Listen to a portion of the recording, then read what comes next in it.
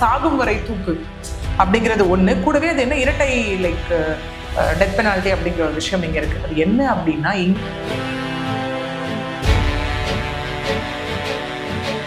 வெந்து புண்ணாக்கக்கூடிய ஒரு விஷயமா இருக்கு. இதுல என்னன்னா நிராயுத பாணியா அங்க நின்றுருக்காங்க அப்பாவும் பையன். அந்த டைம்ல நிற்கும் போது தமிழ்நாட்டில் உள்ள போலீஸ் வந்துட்டு ஏன் அதை செய்ய முடியாது அப்படிங்கிற ஒரு கேள்வியும் இருக்கு. தவறு செஞ்சதே தமிழ்நாடு போலீஸ் தானே. ஏன்னா இப்போ இங்கேயே என்ன மக்களுக்கு அகைன்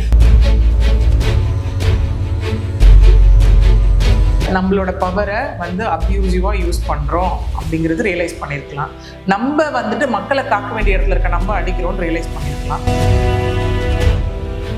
அவங்க ஒய்ஃபை வெட்டின ஒரு வழக்குல வந்துட்டு அவர் அதே கோர்ட்ல இருந்து ஒய்ஃபை காம்ப்ரமைஸ் பண்ணி அப்புறம் டிவோர்ஸ் கொடுத்துருக்காரு.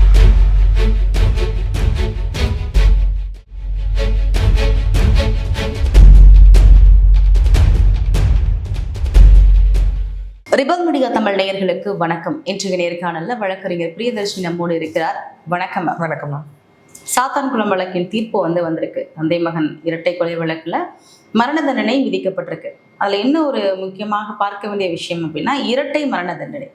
இப்போ மரணம் ஒரு தண்டனை அப்படின்னாலே ஒரு முறை தண்டனை கொடுக்கப்பட்டாலே இறந்துருவாங்க. அப்போ இரட்டை அப்படிங்கிற ஒரு வார்த்தை அங்க வருது இல்லையா? ஸோ இது வந்து ஒரு குழப்பமான ஒரு பார்வையாக தான் பார்க்கப்படுது. இதை பத்தி சொல்லுங்க. எஸ், ஏன்னா இதுல வந்து மோஸ்ட்லி எதிர்பார்க்கப்பட்ட விஷயம் என்ன அப்படின்னா அந்த A1 to A10 இல்லையா? இல்லை ஒருத்தர் இறந்து போறாரு. A1 to A9 இப்போ இருக்க வரைக்கும் அவங்க நம்ம என்னன்னா அவங்க பண்ண ஒரு குற்ற சம்பவங்கள்ல வச்சு நம்ம அதை வந்து லைக் அஃபென்சிவ் இது வரும்போது A1 A2 A3 A4க்கு ஜாஸ்தியா வரும். அதுக்கப்புறம் இருக்கவங்களுக்கு ஏதாவது தண்டனைகள் வந்து அவங்கள கம்பேர் பண்ணும்போது குறைக்கப்படுறதை நம்ம பார்த்துருப்போம் சில கேசஸ்ல இல்லையா? பட் ஆனா இந்த கேஸ் பொறுத்த வரைக்கும் பார்த்தோம் அப்படின்னா 9 பேருக்குமே தூக்கு தண்டனை அப்படிங்கிற ஒரு விஷயம். அதுவும் இது வரைக்கும் நம்ம என்ன கேட்டிருக்கோம்னா லைஃப் இம்ப்ரெசன்மெண்ட் கேட்டிருப்போம், லைஃப் இம்ப்ரெசன்மெண்ட் டில் டெத் கேட்டிருப்போம், சாகும் வரை சிறை அப்படிங்கிற விஷயம். இது என்ன சாகும் வரை தூக்கு அப்படிங்கிறது ஒண்ணு. கூடவே அது என்ன இரட்டை லைக் டெத் பெனால்ட்டி அப்படிங்கிற ஒரு விஷயம் இங்க இருக்கு. அது என்ன அப்படின்னா இங்கே அவங்க 2 பேரை கொலை பண்ணியிருக்காங்க இல்லையா? ஜெயராஜுக்கு ஒரு கொலை அவரை கொலை பண்ணதுக்காக ஒரு தூக்கு தண்டனையும், அவருடைய மகன் ஃபெலிக்ஸை கொலை பண்ணதுக்காக ஒரு தூக்கு தண்டனையும். அதுதான் இரட்டை தூக்கு தண்டனை அப்படிங்கிற ஒரு விஷயம். ஏன்னா இது இங்க கொடுத்தது எல்லாமே பாத்தீங்கன்னா பேஸ்ட் ஆன் செக்ஷன். சில பேர் மேல சில செக்ஷன்ஸ் வேறுபடுது. ஆனா இங்க காமனா இருக்கக்கூடிய செக்ஷன் என்ன அப்படின்னா செக்ஷன் 302 ரெட் வித் 34 and 114. இது வந்து காமனா இருக்கக்கூடிய செக்ஷன் அவங்க எல்லாருக்குமே. ஸோ இதன் அடிப்படையில் அவங்களுக்கு வந்து இந்த தூக்கு தண்டனையானது விதிக்கப்பட்டிருக்கு. அதுக்கப்புறம் சில பேருக்கு அதில் வந்து பார்த்தோம் அப்படின்னா டோட்டலா 8 years 11 years 18 years 21 years அதெல்லாம் மாறுபடுது. பட் தூக்கு தண்டனை அப்படிங்கிறது அனைவருக்கும் காமனா கொடுக்கப்பட்ட விஷயம். அந்த இரட்டைன்றதுக்கு கிளாரிஃபிகேஷன் இதுதான். 2 பேரை வந்து கொலை பண்ணியிருக்காங்க அப்படிங்கிறதுனால தந்தையை கொன்றதற்காக ஒரு வழக்கும் மகனை கொன்றதற்காக ஒரு அந்த வருடங்கள் குறிப்பிடப்பட்டிருக்கு இல்லையா? அப்ப இத்தனை வருடங்கள் கழித்து அவர்களுக்கு இந்த தண்டனை நிறைவேற்றப்படும். இல்ல அப்படி இல்லை. எப்பவுமே நம்ம பார்த்தோம் அப்படின்னா ஃபார் எக்ஸாம்பிள் இதுலேயே நம்ம பார்த்தோம் அப்படின்னா வந்து நான் சொன்ன ஒரு 8 செக்ஷன்ஸ் இருக்கு இதுல, சரிங்களா? அந்த 8 செக்ஷனுக்குள்ள போகும்போது நம்ம வந்து இப்ப இதுலேயே நம்ம பார்த்தோம் அப்படின்னா 8 செக்ஷன்ஸ் வந்து சொல்லப்பட்டிருக்கு. நான் சொன்ன மாதிரி செக்ஷன் 302 மர்டர், செக்ஷன் 34 என்ன அப்படின்னா acts done by several persons in common intention, ஒரு நோக்கத்தோட செய்யக்கூடிய ஒரு விஷயம். செக்ஷன் 114 இதெல்லாம் இருக்கு.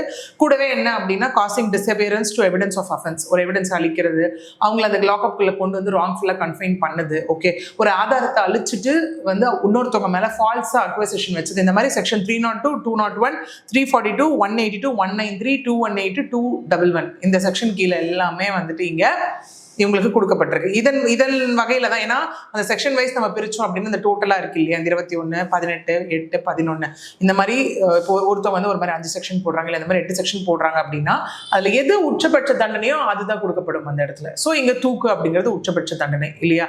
ஸோ இது ஏன் இந்த விவரங்கள் சொல்லப்படுதுன்னா 21 வருடம் 8 18 11 சொல்லப்படுதுன்னா இவங்களுக்கு இந்த செக்ஷன்ஸ் கீழே இவ்வளவு வருடம் பனிஷ்மெண்ட், கூடவே உச்சபட்ச தண்டனையான தூக்கு தண்டனை அப்படின்னு சொல்லப்படுது. சரி, இன்னொன்று நீங்க கேட்ட மாதிரி ஒருவேளை இந்த வருடங்கள் முடிஞ்சப்பறம் தூக்கு தண்டனை நிறைவேற்றப்படுமா அப்படின்னு கேட்டா அந்த மாதிரி கிடையாது. ஏன்னா இவங்களுக்கு இங்க வந்துட்டு இன்னொன்னு இந்த கேஸ் டைரக்ட் வந்து சர்வேலன்ஸ் ஆஃப் ஹைகோர்ட் கீழே நடந்த ஒரு விஷயம். இப்போ இந்த கேஸோட ரிப்போர்ட் வந்துட்டு இந்த கேஸோட ஜட்மெண்ட் வந்து ஹைகோர்ட்டுக்கு ரெஃபர் ட்ரையல்ல வந்து அனுப்பப்பட்டிருக்கு இப்போ. ஓகே, அதாவது உறுதிப்படுத்துவதற்காக அனுப்பப்பட்டிருக்கு. கண்டிப்பா இங்க லைக் அக்யூஸ்ட் இப்ப கன்விக்ட் ஆன எல்லாருக்கும் இருக்கக்கூடிய ஒரு ஆப்ஷன் அப்பீல் இல்லையா? சோ அவங்க அப்பீல் போய் அப்பீலுக்கு அது அக்செப்ட் ஆகுதுன்ற பட்சத்துல இம்மீடியட்டா தூக்கு தண்டனை எக்ஸிகியூஷன் அப்படிங்கிறது இங்க இருக்காது. ஓகே, ஒரு வேலை மற்ற கேசஸ்ல நடக்கிற மாதிரி சில கேசஸ்ல பார்த்தோம் அப்படின்னா தண்டனைகள் குறைக்கப்படும் இல்லையா? டெத் பெனால்ட்டி லைஃப் இம்ப்ரெசன்மெண்டா மாறும் இல்லையா? அந்த மாதிரி இருக்கும்போது ஒரு வேலை ஹைகோர்ட்ல அப்படிதான் நடந்தால் ஓகே இல்லையா அகெயின் ஹைகோர்ட்லேருந்து அவங்க சுப்ரீம் கோர்ட் போவாங்க. சுப்ரீம் கோர்ட்டுக்கு அப்புறம் ரிவ்யூ ஃபைனலாக தான் மர்சி பெட்டிஷன் போகும்.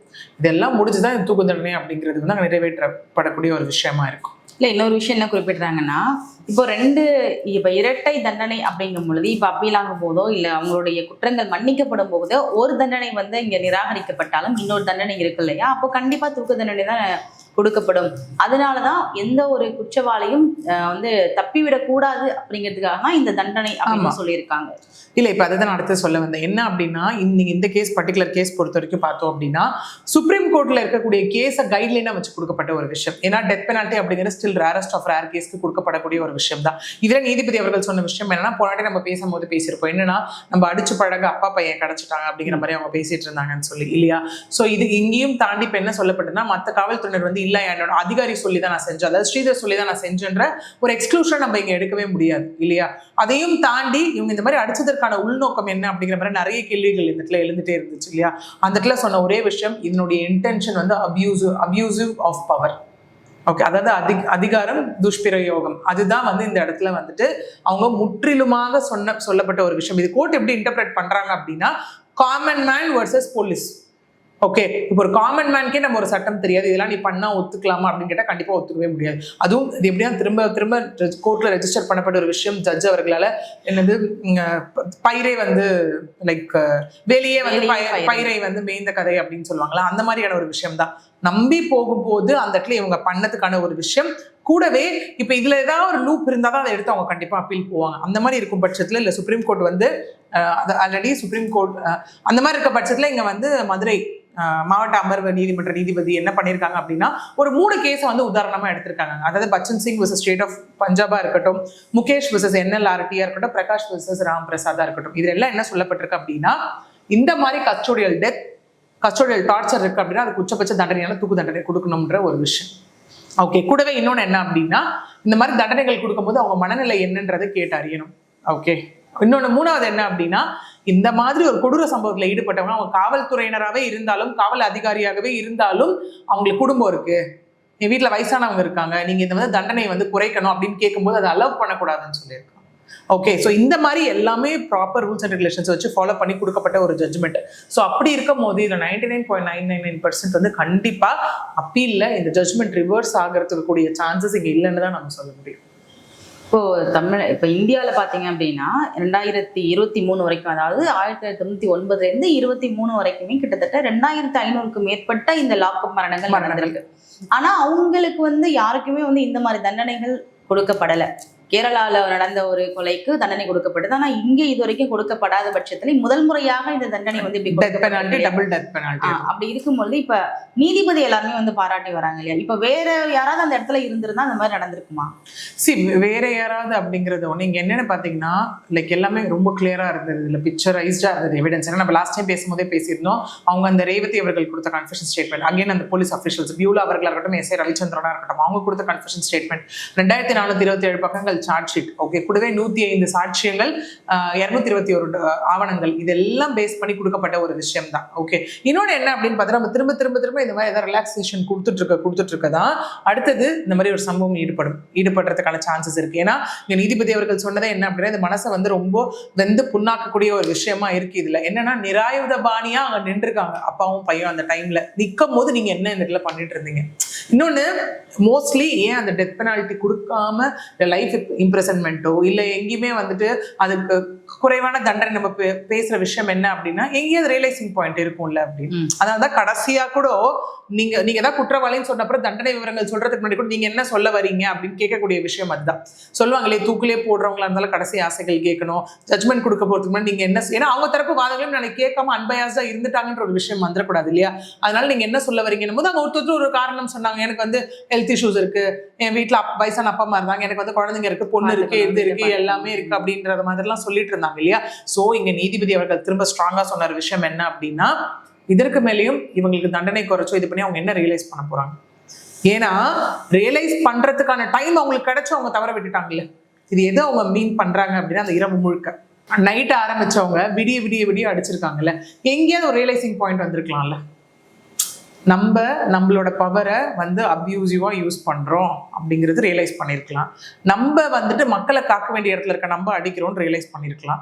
ஒண்ணுமே பண்ணாத அப்பாவிகளை நம்ம ஏன் கூட்டு வந்து வச்சிருக்கோம்னு ரியலைஸ் பண்ணியிருக்கலாம். வெளியில மக்கள் இவங்களுக்காக போராட்டம் நடத்துறாங்கன்னு ரியலைஸ் பண்ணியிருக்கலாம். இதெல்லாம் தாண்டி அடிக்கிறதுக்கு நமக்கு யார் ரைட்ஸ் கொடுத்தா அப்படின்னு ரியலைஸ் பண்ணியிருக்கலாம். இது எதுவுமே ரியலைஸ் பண்ணல. அதையும் தாண்டி இப்படியெல்லாம் அடிச்சா அவங்களுக்கு எதாவது ஆயிடும் தெரியும்ல, அதை ரியலைஸ் பண்ணிருக்கலாம். இல்லை கொஞ்சம் ரியலைஸ் பண்ணிட்டு ஐயோ நம்ம இது கோவத்தில் அடிச்சிட்டோம் ஏதோ அடிச்சுட்டு அவங்க ஹாஸ்பிட்டலுக்கு கூட்டு போயிருக்கலாம்ல.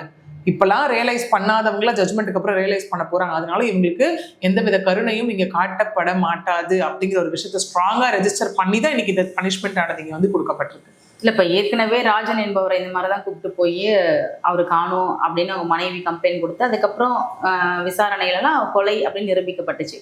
அதுல பாத்தீங்கன்னா ஆயுள் தண்டனை தான் கொடுக்கப்பட்டுச்சு இந்த காவலர்களுக்கு. அப்படி இருக்கும் பொழுது எல்லாருமே நம்மளே எதிர்பார்த்தது என்ன, இவங்களுக்கு ஆயுள் தண்டனை தான் கொடுக்கப்படும் அப்படின்னு நம்ம நினைச்சிட்டு இருந்தோம் இல்லையா. அப்போ இந்த தீர்ப்பு வந்து ஒரு மரண தண்டனையா இப்ப வந்ததுனால இப்ப உயிரிழந்த அந்த ஃபெனிக்ஸ் ஜெயராஜ் குடும்பத்திற்கு எந்த விதத்துல வந்து இது அவங்களுக்கு ஒரு ஆறுதலா இருக்கும்னு நினைக்கிறீங்க? கண்டிப்பா ஆறுதல் பாயிண்ட் என்னன்னா நீதி கிடைச்சிருச்சு அப்படிங்கிறது ஒண்ணுனா. ஏன்னா அவங்களுமே அந்த இடத்துல பேசும்போது வந்து என்னன்னா கடவுள் தான் அந்த உயிர் எடுக்கக்கூடியது இருக்கு அப்படிங்கிற மாதிரி எல்லாருமே சொல்ற ஒரு விஷயம் தான். ஏன்னா ஸ்டில் இது வந்து ஹியூமன் ரைட்ஸ் வயலேஷன் சொல்ற விஷயமா இருக்கட்டும், டெத் பெனால்ட்டின்றது அதனாலதான் நமக்கு ஸ்டில் டிபேட்டபிள் கான்செப்டாவே இருக்கு. ஏன்னா நம்ம ஒரு லைக் மக்களோட ஒரு மென்டாலிட்டி அந்த இடத்துல எடுத்துக்கிட்டோம்னா லைஃப் இம்ப்ரிசன்மெண்ட் வந்துட்டா ஒரு ஜட்மெண்ட் வருதுன்னா டெத் பெனால்ட்டி வரணும்னு நினைப்பாங்க. டெத் பெனால்ட்டி கொடுத்தா ஏன் இந்த கேஸ்க்கு டெத் பெனால்ட்டி, ஏன் முன்னாடி கேஸ்க்கு லைஃப் இம்ப்ரிசன்மெண்ட் கொடுக்கப்பட்டதுன்ற ஒரு விஷயம் அங்கே டிபேட்டபிளா வரும் இல்லையா. அப்படி இருக்கும்போது இதுல மெயினா பார்த்தோம்னா இந்த சிசிடிவி ஆதாரத்தை அழிச்சிருக்காங்க இல்லையா. அந்த ஸ்டேஷன்ல இருக்கக்கூடிய எல்லா விஷயத்தையும் வந்து டோட்டலா அழிக்கிறதுக்கு விஷயம் ட்ரை பண்ணியிருக்காங்க. இதெல்லாம் இருக்கும் போது திரும்ப சிபிஐ வந்து எல்லாத்தையும் மீட் எடுத்து பண்ணும்போது இந்த கேஸ்ல தான் ஃபர்ஸ்ட் ஒரு என்டையர் போலீஸ் ஸ்டேஷனே வந்து ரெவென்யூ கைக்கு போனது. காவல்துறையினரே உள்ள இருந்து எல்லாம் பண்ணியிருக்காங்க. அவங்க எங்க மேலும் மேலும் ஆதாரத்தை அழிச்சிட போறாங்கன்னு சொல்லி ரெவென்யூ டிபார்ட்மெண்ட் கைக்கு போய் ஃபுல்லா சிபிஐ என்கொயரி எல்லாமே அவங்க கையில இருந்த ஒரு விஷயம். ஓகே, இன்னொன்னு நீதிமன்றத்துல அப்படி ஒரு பெட்டிஷன் டிஸ்மிஸ் ஆனது, இன்னொன்று பெயிலே கொடுக்கப்படல.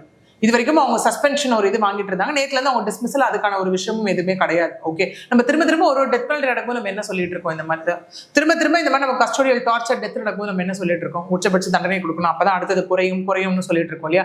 இந்த கேஸ் பொறுத்த வரைக்கும் எவிடன்ஸ் அப்படிங்கிறது ரொம்ப ஸ்ட்ராங்கா இருக்கக்கூடிய ஒரு விஷயம். ஏன்னா பியூர்லி அகெயின் ஒரு கேஸ் வந்துட்டு இவர்தான் குற்றவாளி, இவர் குற்றவாளி இல்லை இவர்தான் குற்றவாளி என்பதை நிரூபிக்க போதுமான ஆதாரங்கள் இல்லை. அந்த ஆதாரத்தின் அடிப்படையில் தான் வந்து நமக்கு இங்க வந்து விஷயங்களே டிசைட் ஆகப்படுது இல்லையா. ஸோ இந்த கேஸை பொறுத்த வரைக்கும் எல்லாமே ரொம்ப நீட் அண்ட் கிளியரா அவ்வளோ ஸ்ட்ராங்கா சிபிஐ தரப்புல இருந்து கொடுக்கப்பட்ட விஷயங்கள், சொல்லப்பட்ட அப்ஜெக்ஷன்ஸ் அதெல்லாம் வைத்து தான் இன்னைக்கு இந்த டெத் பெனால்ட்டி இங்க இருவர் கொலை செய்யப்பட்டதுனால டபுள் டெத் பெனால்ட்டி. இப்போ இந்த விஷயத்துல வந்து சிபிஐ தலையிட்டு தான் இப்போ 109 பேருக்கு மேல எல்லார்ட்டையும் விசாரிச்சுட்டு ஒரு தீர்ப்பு வந்து இப்போ வழங்கியிருக்காங்க இல்லையா. அப்போ நம்ம தமிழ்நாட்டில் உள்ள போலீஸ் வந்துட்டு ஏன் அதை செய்ய முடியாது அப்படிங்கிற ஒரு கேள்வியும் இருக்கு. தவறு செஞ்சதே தமிழ்நாடு போலீஸ் தானே. ஏன்னா இப்போ இங்கேயே என்ன மக்களுக்கு அகெயின் சும்மாவே நம்ம ஏதோ ஒன்று நடந்ததுன்னா என்ன கேட்குறோம், சிபிசிஐடி வேணும், சிபிஐ கேட்குறோம் அப்படின்னு நம்ம கேட்குறோம். எல்லா விஷயத்துலையுமே எடுத்துக்கலாம். Not only in custodial torture ஒரு டெத்து. ஓகே, அது கஸ்டடியல் மர்டர் கூட தான், அடிச்சு கொல்லப்பட்ட வழக்கு தானே இது இல்லையா. ஸோ அப்படியா இருக்கட்டும், இல்லை விமனுக்கு அகேன்ஸ்டாக நடக்கிறதா இருக்கட்டும், இல்லை அகெயின் ஏதாவது ஒரு இல்லீகல் விஷயத்தை தட்டி கேட்கும்போது நடக்கிற ஒரு விஷயமா இருக்கட்டும், இல்லை ரொம்ப பெரிய ஒரு மேட்டர்லாம் நடக்கும்போது நம்ம கேட்குற முதல் விஷயம் என்ன அப்படின்னா சிபிசிஐடி வேணும் இல்லை சிபிஐ வேணும்னு தான் கேட்கப்படுது அந்த இடத்துல இல்லையா. ஸோ அப்படி இருக்கும்போது இந்த பர்டிகுலர்லி இந்த கேஸ்ல காவல்துறையினர் அலட்சியம் கேசஸ்ல நடக்கக்கூடியது இல்லையா. இல்லை இன்னொன்று வந்து பார்த்தோம் அப்படின்னா காவல்துறையினராலே வந்து நடத்தப்படுற அசம்பாவித சம்பவங்கள், இது போன்ற சம்பவங்கள். அப்படி இருக்கும்போது திரும்ப காவல்துறையினரை ஏன் விசாரிக்கணும் அது அப்படிங்கிற ஒரு விஷயம் இருக்குல்ல. ஓகே, ஏன்னா இந்த இடத்துல நான் என்ன வேணா பண்ணிடலாம். இதுல இன்னொன்னு பார்த்தா இப்ப தெரிய வர விஷயம் என்ன அப்படின்னா அந்த A1 ஸ்ரீதர் மேல ஆல்ரெடி ரெண்டு கேஸ் இருந்தது இப்ப தெரிய வந்திருக்கு. என்ன அப்படின்னா அவர் எஸ்ஐயா இருந்தப்போ ஒரு ஸ்டேஷன்ல அவங்க ஒய்ஃபை வெட்டின ஒரு வழக்குல வந்துட்டு அவர் அதே கோர்ட்ல இருந்து ஒய்ஃபை காம்ப்ரமைஸ் பண்ணி அப்புறம் டிவோர்ஸ் கொடுத்துருக்காரு. அந்த கேஸ் இதெல்லாம் பண்ணியிருக்காரு. இங்க A3 மேலேயும் வந்து ஒரு கேஸ் இருந்ததாகவும் சொல்லப்படுது. ஆனா அவங்கள கேட்கறதுக்கு அவங்க என்ன சொன்னாங்க, கடைசிக்கு என் மேல எதுவும் கேஸ் இல்லைன்னு சொன்னாங்க. பட் நமக்கு இந்த 2 வாரம் கேஸ் லைக் அனௌன்ஸ் பண்றதுக்கு லேட் ஆச்சு. That is like punishment details.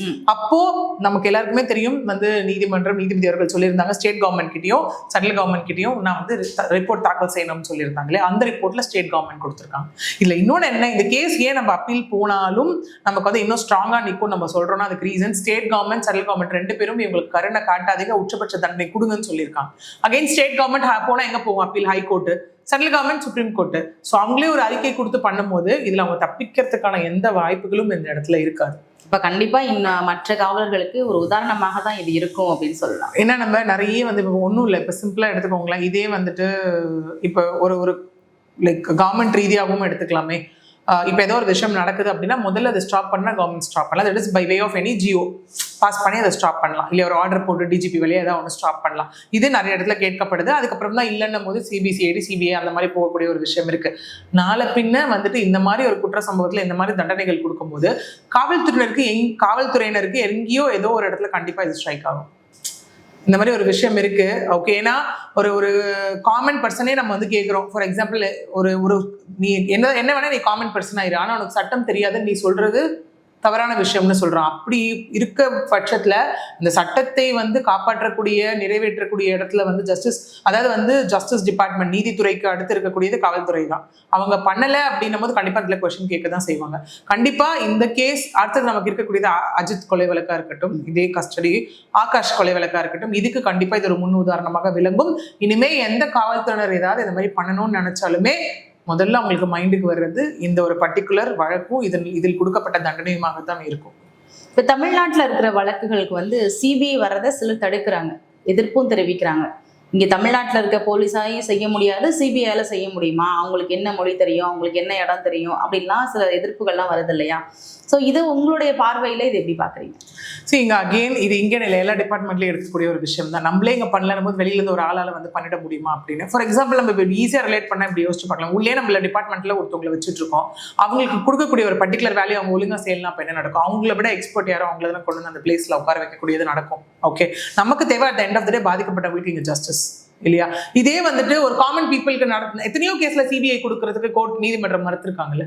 இந்த கேஸ் கரெக்டாக தான், விளாத்திக்குளம் என்ன நடந்ததுதாங்க, கரெக்டான போக்கில் தான் இந்த கேஸ் போயின்னு இருக்கு. போலீஸ் வந்து அவங்க வேலையை செஞ்சுட்டு தான் இருக்காங்கன்னு சொன்னாங்களா இல்லையா இந்த கேஸ்ல? ஓகே, கரூர் ஸ்டாம்பேட்ல இருக்கும்போது சிபிஐ வசம் அது ஒப்படைக்கப்பட்டது. ஏன்னா அங்கே போலீஸ் மேலே டிஃபால்ட் சொல்லப்பட்ட ஒரு விஷயம், ஏன்னா காவல்துறையினரே போதுமான பாதுகாப்பு கொடுக்கலன்னு சொல்லப்பட்ட ஒரு விஷயம். அண்ணா சிட்டி கேஸ் இந்த மாதிரி அங்கே டிஃபால்ட் இருக்கும் பட்சத்தில் நீதிமன்றமோ நீதிபதியோ இல்லைங்க டிஃபால்ட் இருக்கு, காவல்துறையினர் இதை ப்ராப்பரா செய்யல அப்படின்ற விஷயம் ரெக்கார்டிக்கெல்லாம் அவங்க ப்ரூவ் பண்ற பட்சத்தில் கண்டிப்பாக அப்போ உங்களுக்கு கொடுத்த வேலையை நீங்க ஒழுங்கா செய்யல.